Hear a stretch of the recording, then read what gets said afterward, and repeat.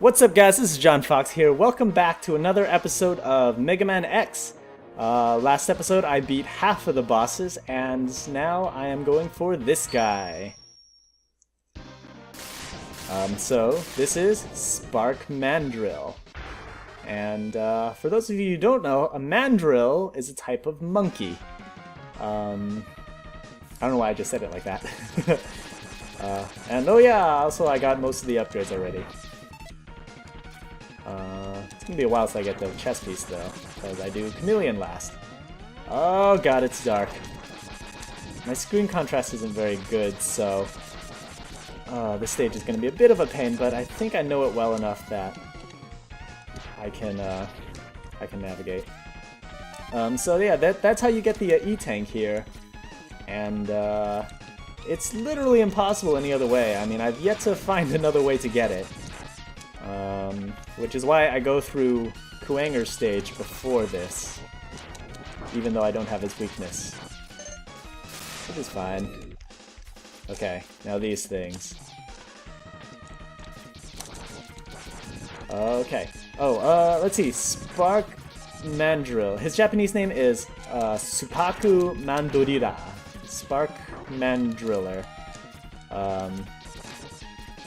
And yeah, I guess there's not really any. Oh, I guess fun fact in the art for him, he's supposed to use a drill. That's why he's called Mandriller. But oh crap!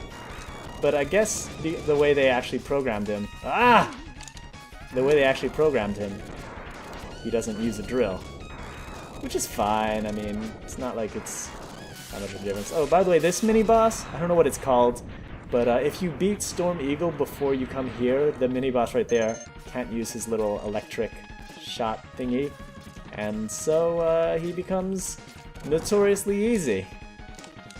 I guess not notoriously, but I don't know. My vocabulary is not the best right now. But yeah, and the storm wave isn't the best way to beat him, but because he doesn't have invincibility frames like normal bosses, it works well enough because the storm wave, is that what it's called? Storm tornado. It hits like a ton of times and stays on the screen for a really long time, so it's great for taking out groups of enemies and normal enemies. Yep.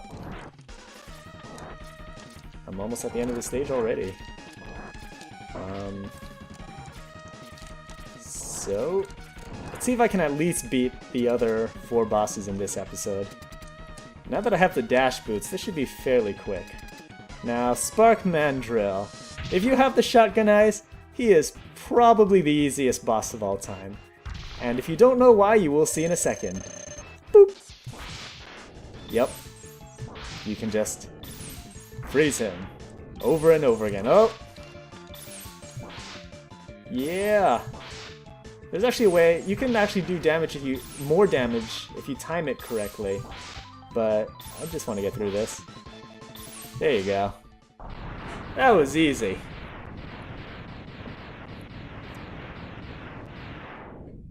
Yeah. And victory! Man, how long did that take? That only took a couple minutes. Let's hope I can keep up the pace. Next, I'm gonna do Armored Armadillo, which is kind of a long stage, so this will probably be most of the episode right here. Armored Armadillo, I believe his... oh, excuse me. His Japanese name is Arma Arumaji. Whatever. Weird name, whatever. Oh.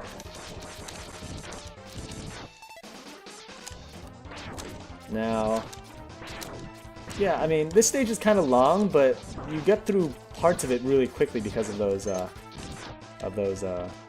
cart thingies. Now, this guy will kill you in one hit if you don't avoid him, and that's where the E-Tank is. I used to miss that one a lot, and I was afraid I was going to this time too. But luckily I didn't. Also, that thing's really easy to kill if you use either the Storm Tornado or the Fire Wave. And these guys... Oh, missed that one. That's okay. Pew! Life! Not like I really need it. Shotgun Ice is really useful if you know how to use it. Oh! Ah. Well, that was almost epic. Another one of these cart rides. Which I believe you can hop off the cart, but really, why would you? Alright, and there's another one of these fire guys over here. Or, I mean, these mole digger thingies that you have to kill with the fire. That's what I meant. And that's where the heart tank is. If you let the guy go through all the way, he actually knocks off this part and makes it impossible to jump up there. Which is why you have to get ahead of him or kill him quickly. Which, because of the way the stage is set up, it's actually impossible to... Oh no! Oh, damn it. You can't get past this part of the stage without that cart. Oh, that was really unfortunate. I have to make my way back without falling in the spikes! And bats. Ah! There are a couple ways to set off that cart. Ah! Okay, I should be home free. And these birds can actually hurt you. Now, for those of you who've never played Megaman X before, this is where the Hadoken capsule would be, and you have to just die here. It was either 3 or 5 times, I don't remember. It might be different in the PSP version. But yeah, that gap is literally impossible to get across without the cart. Alright, and now for this fight.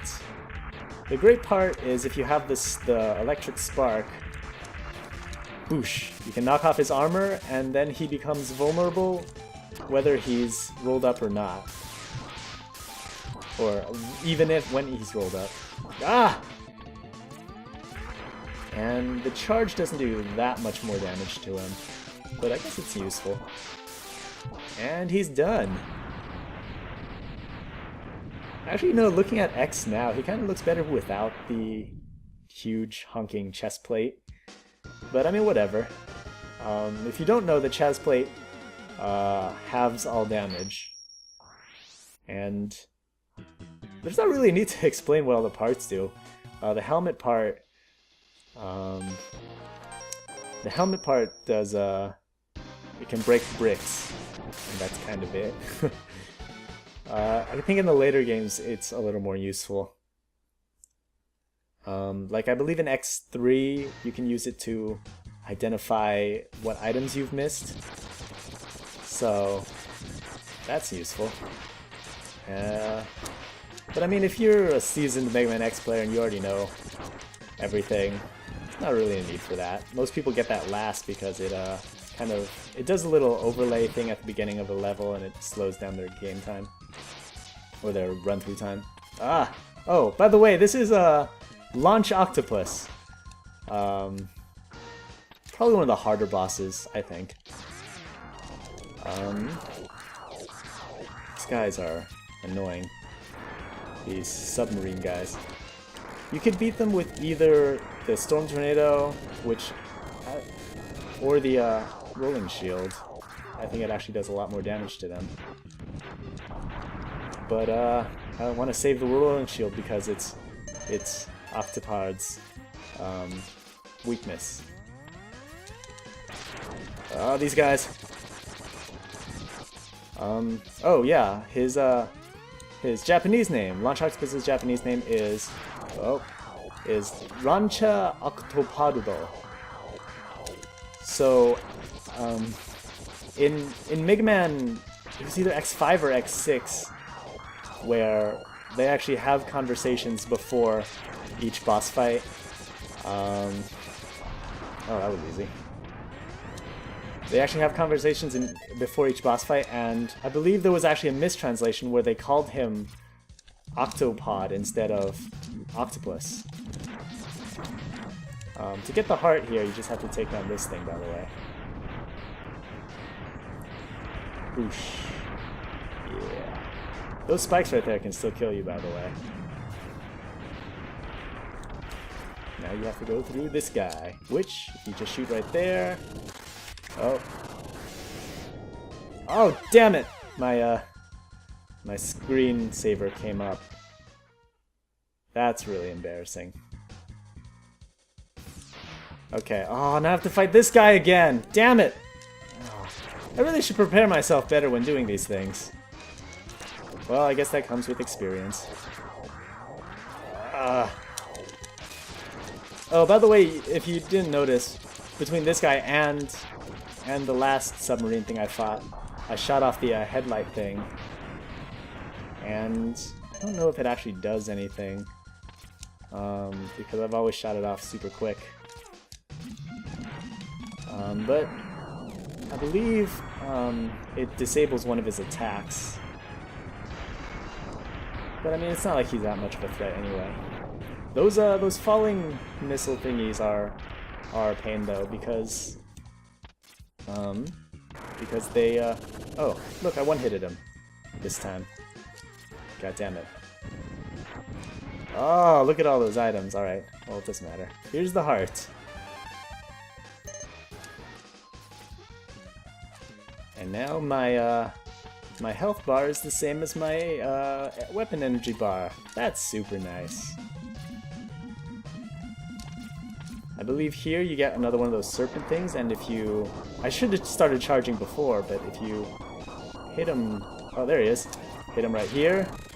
You can kill him before he even finishes coming out of the ground. He comes up at a random spot, I think, depending on where you land. But you can always tell because there'll be like the little, like the dust coming up on the ground. And now we fight Octopus. Probably one of my least favorite bosses. Oh, you can cut off his arms! And I have the boomerang cutter. So, I will do that. I will cut his arms off. There we go. And what that does is just prevents him from using his missile attack. Not that missile attack, but he uses actual homing missiles, which is the weapon you get from him. Oh, those little missiles are really annoying. Blocking my shots. They're shot blocking. But it prevents him from using the homing missile, so he becomes a little easier. I believe he still has all of his other attacks though. Oh! Crap, crap, crap, crap, crap! Oh, well, that was easy. Oh!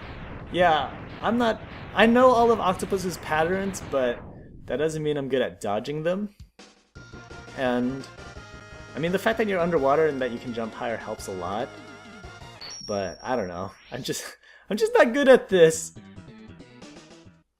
Alright. And, finally... Sting Chameleon, or his Japanese name, Sting Camerio, I think, Camerio, whatever. He's a chameleon guy. He can camouflage himself. I come here last partially because it's really important to beat Octopus before coming to the stage. Notice there's water right there. Oh, I don't know why I'm doing that. There's water in those little pits there, and that's because we beat Octopus. If we didn't, there would be no water. And that is important because right here is the last heart container. You kind of need the boots for this. Oh! And you just... I think it's possible to make that jump, or at least to get the heart container without the water there, but I mean, you'd have to have some crazy skill. Alright, and here we have... I don't know this mini-boss's names. I never really learned all the monsters' names or anything. But, it's this guy. And he is probably harder than Chameleon himself. And from my experience, the boomerang cutter does the most damage to him. But he takes so much damage too. I use less boomerang cutters on Chameleon himself. But luckily this is only the beginning of the stage, so I mean, you have plenty of time to refill the energy. And this is where you get the armor piece! That boss there takes a long time if you don't have if you don't use the boomerang cutter. And now I am fully armored and I have every heart container. Oh, I don't have every heart container yet. I need to go back to Penguin stage. I meant to do that earlier. But I mean, I guess there's enough time in this episode that I'll kill Chameleon and get the last heart container.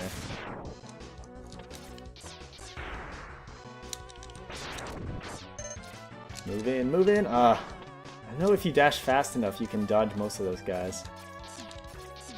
Whatever.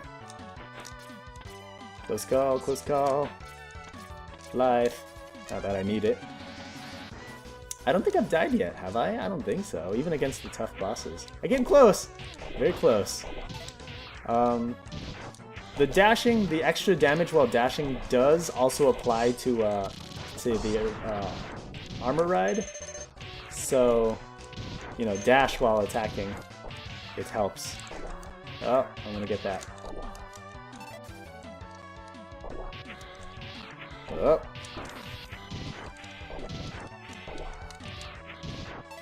Okay.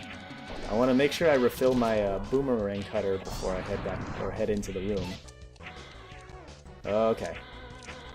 I wonder if there's a way to get the armor ride in there. By the way, this dash distance is ridiculous.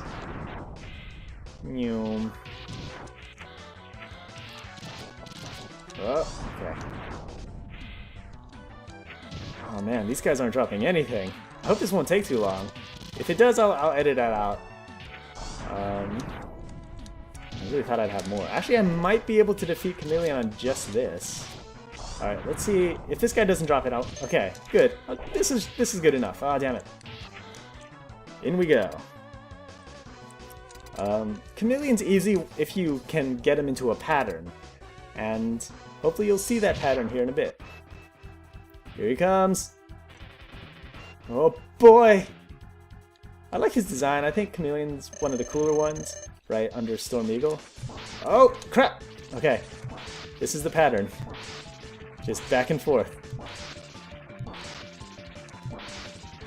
And, takes a little bit of concentration, but boom, he's dead! That was easy. I barely needed any. Man, that mini-boss at the beginning took, like, all the boomerangs. Greedy bastard. By the way, I am going to curse. I don't curse often, but I already have said the F word once in this video, I think. Probably a couple more times that I'm not aware of. But, oh, cutscene. Skip it. Sigma's fortress has been found! It took this long. I had enough time to get all the bosses and all the weapons and stuff. Yeah, there's definitely enough time to go through this before the end of the episode. So I will do that, and now I am much stronger than before. I'm not. I'm shooting logs. Oh, screw it. I'm headed through this. Get out of my way!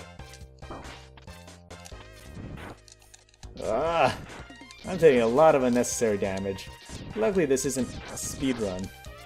Oh, I mistimed that a little. That's okay. And I have used an energy tank once, but I don't know if I really needed it. Better safe than sorry, I guess. I believe if you dash shoot, those spinny guys are a little more difficult than you'd hope. But they do go down pretty easy. Alright, this is where we got the dash boots. Up. Get out of here. I used to really like these ostrich things. I think they were really cool. I used to think they were really cool. I still do, I guess. If I was any of the normal monsters, normal enemies in this game, I would be one of them. Yep. Alright, and the last heart container should be right here. Yep. There's no need to continue, but here gives you an extra energy tank. Or weapon energy tank. I don't know, just because you're spending a little bit of fire to use it. Alright, but that's it for this episode. Next episode we'll be doing the Sigma stages, so tune in for that. I don't know if I'll be posting these weekly or daily. I'm not sure yet, but I don't know. I hope you guys are enjoying it at least a little. And by the way, I'll have other series coming up too, so keep an eye out for those. Until next time, I'll see you next video.